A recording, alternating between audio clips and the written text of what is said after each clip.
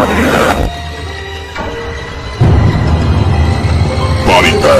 where horror lies. Hey, what's going on, everybody? Welcome back to BodyBags. It's week 153, and Bourgie86 here doing a film review for my homie 1993 Horror Freak Reviews.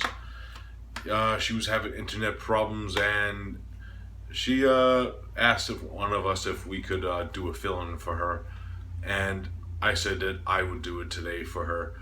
So hope everything's alright with your internet, buddy, and we'll hope to see you next week. Now, the film I got for you guys today is a film from 1982. It's a film I didn't really know much about until I actually picked it up last month. And I was really curious about this one, and it's titled White Dog. Yes. This film is directed by Samuel Fuller, who doesn't really do a lot of horror films, but he is a famous director in his subject matter. I know one film that he directed in particular called The Big Red One, which is a World War II film. And he's also an actor. For us horror fans, he actually starred in Larry Cohen's sequel to Stephen King's Salem's Lot, The Return to Salem's Lot. He's the very old actor who acts with Michael Moriarty in that film. Now, the main plot of this one, a young actress is going down highway after going home, and she ends up hitting this white dog. She takes the dog to the vet, and it ends up bringing him home with her, because what would happen is they would end up taking the dog to the pound, and they would have put it to sleep if the owner never found the dog. So she takes the dog home and starts to get a connection with this dog. But what ends up happening is the dog starts attacking people, and certain people, that is. Now, she thinks that the dog is an attack dog, and it was trained by somebody to do this stuff, so she ends up taking it to this animal trainers that were for the movies, because she's a star, and they tell her off the key, and they find out that this dog is known as a white dog. What that means is it was trained by someone that was racist, and the dog only attacks black people, pretty much. Now, with a story like that, and the way they do this is they actually decide to try to reprogram this dog. And the way they do that is they get this special trainer, and the trainer happens to be African American. Now, with a plot like that, I gotta say, I didn't know what to really expect from a plot like that. And there's a lot of gripping subject matter in this film. Samuel Fuller's direction of this piece is really well directed. It's well shot, and cinematography is beautiful in this film. The acting is amazing, I have to say. Christy McNichol, she plays the main actress of the film, the main lead, who does a terrific job in her role. She shows some depth and tones with her character, and the way that her character is portrayed in the film, with the tension and the tense scenes. And of course, legendary actor Paul Winfield plays the trainer of the film, and he is just a force of nature in this role.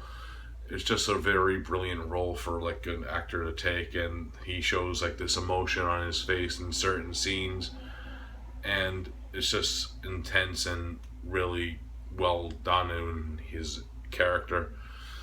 Now, you're probably thinking to yourself, is this a horror film? In a way it is, because of its social commentary and the subject matter of it, because you have this animal that was brutally demoralized into being a racist, pretty much.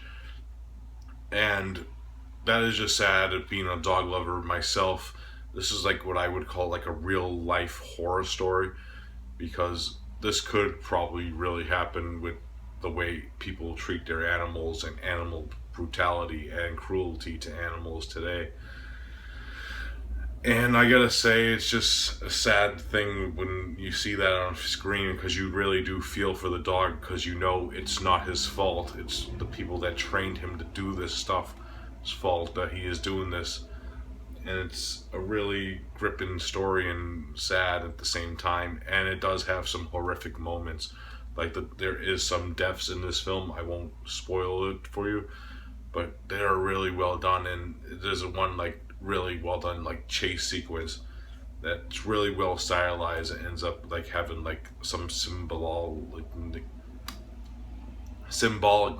and its meaning in the way the scenery of the actual place where this scene ends at.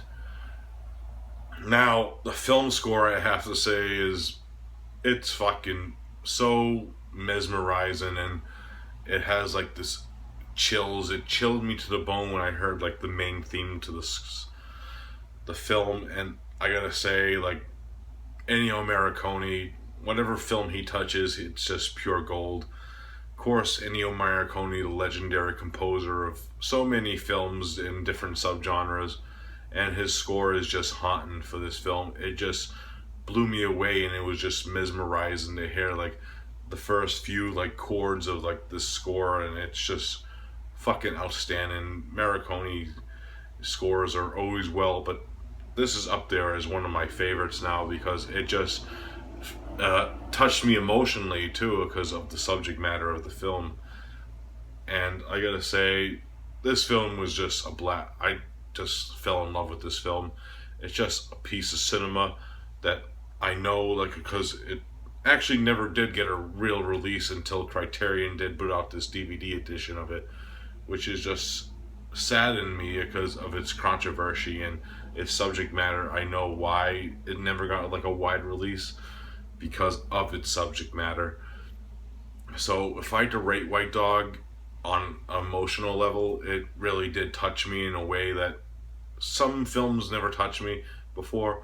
It just really like gripped into my like heart and soul, and the experience of it and the horrificness of it and the subject matter of it just touched me in a way that, as a dog lover and as a horror fan, this is a film that is gripping and tantalizing to watch at the same time. So if I had to rate this film is getting a solid 9.5 out of 10 for me. It's just an amazing piece of cinema with some great filmmaking, some great cinematography, an amazing score, and it's just outstanding.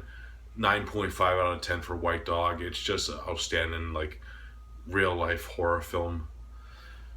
Alright guys, that's it for this fill-in review. I hope you enjoyed it, and as always, I'll be back on my normal day of Sunday.